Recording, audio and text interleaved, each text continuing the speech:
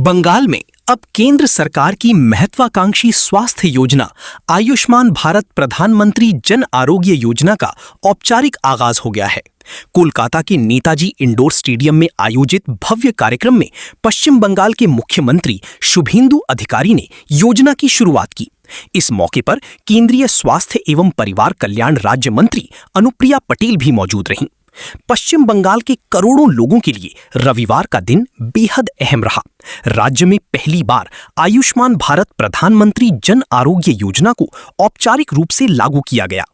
केंद्र और पश्चिम बंगाल सरकार के बीच जून में हुए समझौते के बाद अब योजना को जमीन पर उतार दिया गया है। पश्चिम बंगाल आयुष्मान भारत PMGEY लागू करने वाला देश का 36वां राज्य या केंद्र शासित प्रदेश बन गया है।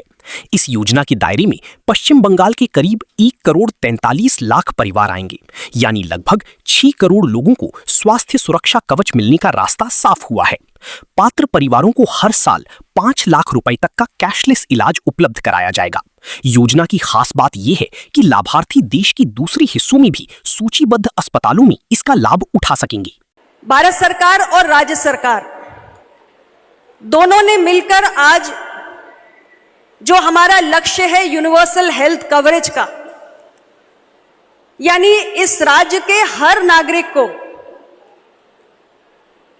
गुणवत्तापूर्ण और किफायती स्वास्थ्य सेवा की पहुंच सुनिश्चित हो, इस दिशा में मिलकर कदम बढ़ाया है और हमारे इस सामूहिक संकल्प को और बल देने के लिए एक नया अध्याय प्रारंभ किया है।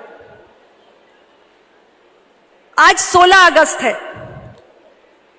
और 16 अगस्त पश्चिम बंगाल के इतिहास में एक काले दिन के रूप में दर्ज है।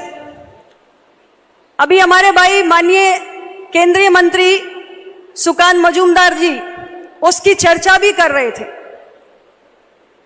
लेकिन मैं सिर्फ इतना ही कहना चाहती हूं कि जहां एक तरफ इतिहास का ये काला दिन, इतिहास की वो पीड़ा हमारे मन के किसी कोने में दर्ज है, उसके साथ ही हमें 16 अगस्त को एक नए स्वरूप में भी याद रखना है। और आज भारत सरकार और पश्चिम बंगाल की राज्य सरकार ने जो निर्णय किया है, उससे 16 अगस्त पश्चिम बंगाल के आम जनमानस की स्मृतियों में एक नए स्वरूप में, एक स्वर्णिम दिवस के रूप में, आयुष्मान दिवस के रूप में दर्ज होने जा रहा है, हमेशा हमेशा के लिए। इसलिए आप सबको बहुत बहुत बधाई। यानी अब बंगाल के लाखों परिवारों के सामने इलाज के भारी खर्च का बोझ कम करने का विकल्प होगा। सरकार की ओर से बताया गया है कि योजना में पात्र परिवारों के साथ साथ 70 वर्ष और उससे अधिक उम्र के वरिष्ठ नागरिकों तथा आशा और आंगनवाड़ी कार्यकर्ताओं से जुड़े परिवारों को भी कवरेज मिलेगा। कुल मिलाकर पश्चिम बंगाल में आयुष्मान भारत की शुरुआत को राज्य की स्वास्थ्य व्यवस्था में एक बड़ा बदलाव माना जा रहा है।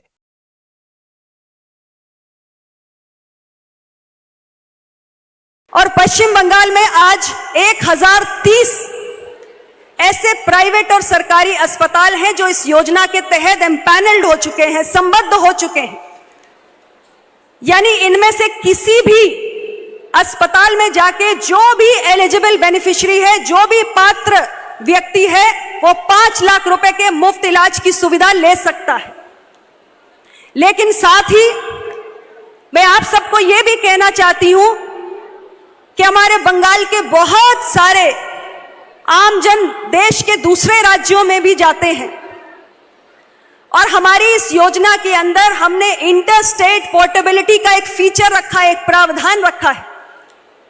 यानी केवल बंगाल के 1030 एम्पैनल अस्पतालों में ही नहीं, बल्कि अगर बंगाल के मतदाता, बंगाल के आमजन, बंगाल के पात्र लाभार्थी देश के किसी भी कोने में, किसी भी अन्य राज्य में हैं, तो आज इस योजना के तहत देश में 38,000 से ज्यादा, मोर देन 38,000 एम्पैनल प्राइवेट और सरकारी अस्पताल हैं, जिसमें आप अपनी सुविधा के अनुसार स्वास्थ्य की सेवाओं को प्राप्त कर सकते हैं।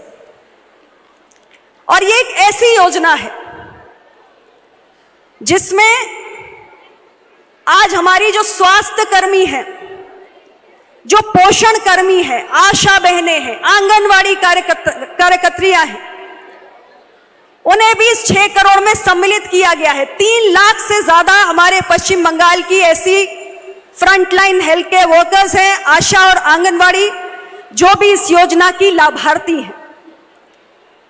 हमारी आशा बहनें, आंगनवाड़ी की कार्यकर्ता, ये जमीन पर काम करती हैं और हर किसी के स्वास्थ्य की चिंता करती हैं, लेकिन इनके स्वास्थ्य की चिंता करने के बारे में अगर किसी ने सोचा है तो प्रधानमंत्री नरेंद्र मोदी जी की सरकार ने सोचा है।